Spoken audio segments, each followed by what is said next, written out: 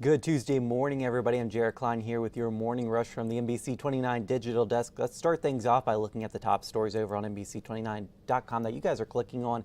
At number one, the Virginia Department of Social Services offering a replacement SNAP benefits starting July 17th. At number two, a fire badly damaging a Culpeper restaurant. We'll get to that story in just a moment. And at number three, a lawsuit over Charlottesville's Confederate statue streamlined. You can catch that story now over on NBC29.com.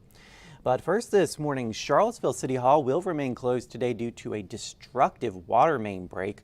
We're told the leak comes from some plumbing on the second floor where most of the water is pulling. That led to water dripping down, leaving heavy water damage to the rooms underneath and an inch of water on the floor of council chambers. A downtown Culpeper landmark, as you can see here, is in bad shape. Baby Jim's snack bar and the building next to it caught fire on Sunday. This is a video of the response. Now 12 people who live next door have to find a place to live, and we're told the iconic restaurant is considered a total loss. Deputy Fire Chief Junior Perryman says firefighters were on the scene about 5 hours. The owner says right now they are unsure about whether or not the restaurant will be rebuilt.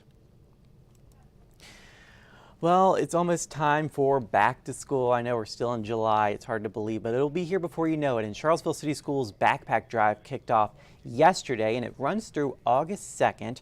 Organizers are asking community members to donate a backpack through an Amazon wish list. They will also accept in-person donations. All you have to do is buy a backpack and drop it off at the Charlottesville City School Division Annex on Melbourne Road. For a link to the Amazon list, you can head over to NBC29.com.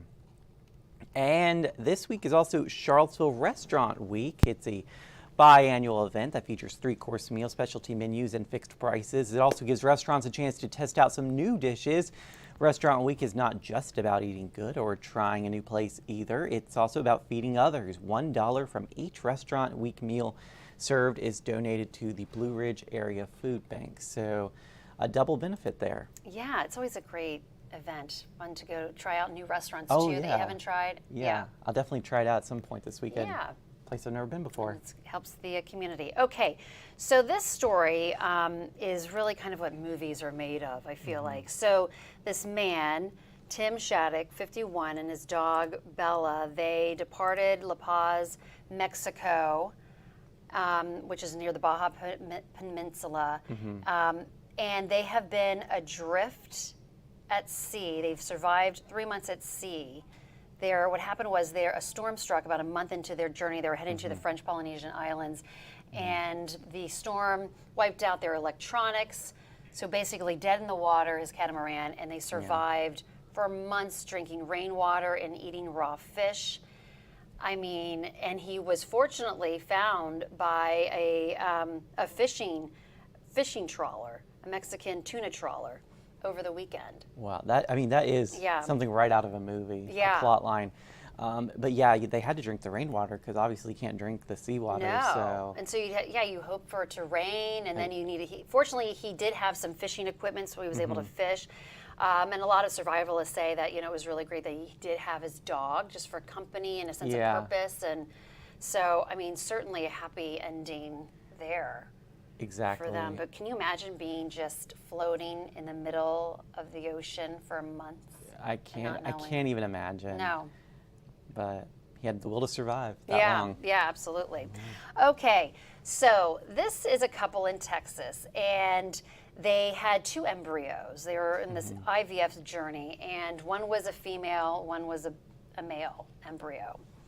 And they couldn't decide if they should go with the girl or the boy, pick which one. And the doctor was like, they're both equally viable. So they were like, well, how do you decide? Which I can understand, like how I wouldn't know. I wouldn't like, what do how do you decide that? So they decided to enlist their dog, Charlie, to decide for them. So they wrote, as you can see, tennis balls, girl or boy, and then they threw them.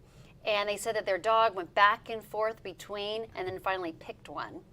So they're not, so they put this on TikTok. They're not sharing which sex the dog chose until, they're not going to reveal it, that is, until August 7th.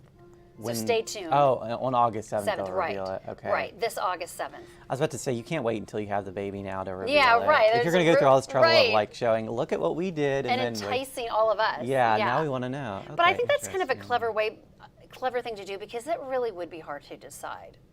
It would be, You yeah. know? So I mean- anyway, so stay tuned, because they will let us know shall August see. 7th what the dog picked. Okay, and this is just really cute. This is Scottish Highlands. This is the location where these doggies, these golden retrievers, were first bred 155 years ago. So there was this big gathering of them all. And I mean, can you imagine?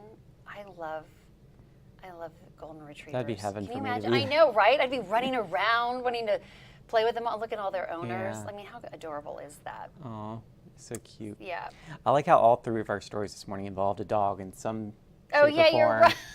You're right. Didn't even plan that, but Yeah. a little bit of history there, because I didn't really realize, a lot about the breed. So anyway, they're celebrating their either. 155th anniversary. So Very cool. All right, thank you, Jennifer. Let's take a look at the Doppler radar out there. As you can see, it looks like a clear scan out there. Now, today we do have a slight chance of storms in the afternoon, so make sure you do keep an eye out for that. Maybe bring an umbrella with you just in case. And we're supposed to return to the 90-degree weather today after a short break yesterday. We'll have more details on your forecast coming up on NBC29 News at noon. And of course, we're always live on the NBC29 News app and the Storm Team 29 app. That's a great source for you to get the latest weather alerts and track radar yourself. All right, have a great Tuesday, everybody.